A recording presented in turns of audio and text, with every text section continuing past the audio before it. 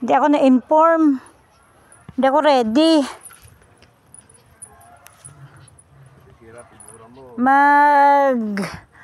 Mukhang magtitinikling na naman ako dito ah.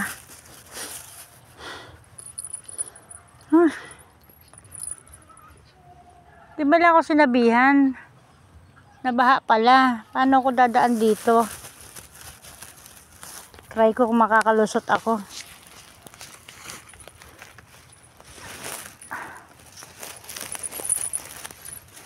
Sunod ka ba pa? Oo. Sunod daw siya. Sunod mo na ako. Hindi man lang na-inform na ano pala dito. Na may ganitong sitwasyon. Oh.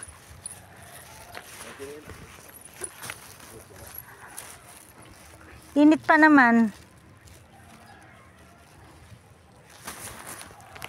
Alas 2 ng hapon to eh. Mangangapa na naman ako nito para akong magtitinikling. Ay nako. Ito hirap dito eh pag tag-ulan. Pag gumewang yung cellphone ko, alam nyo na, nahulog na ako nun. Ginawa nilang ano yung water lily.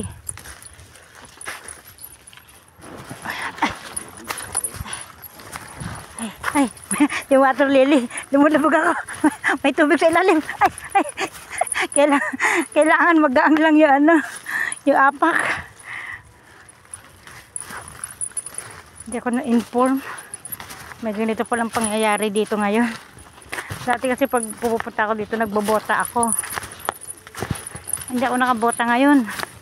Oh. Ayan o, tinan mo. Tubig na to, tapos pilapil to.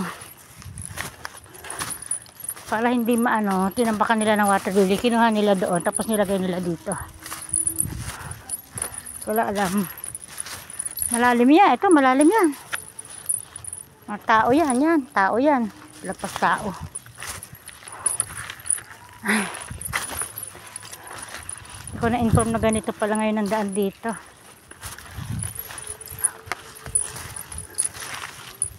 Ay, kalabaw mo. Ay, naku. Umiikot yung camera ko. Malikot ka eh. Malikot eh. Hindi nga pantay yung... Ano yung camera mo? Di malikot din. Hayaan mo sila. Manood silang gumegewag yung camera ko. Yun. Nakaraos din. Ay. Ito okay na. Yan na. Pahinga muna ako. Napagod ako. Ayan mo.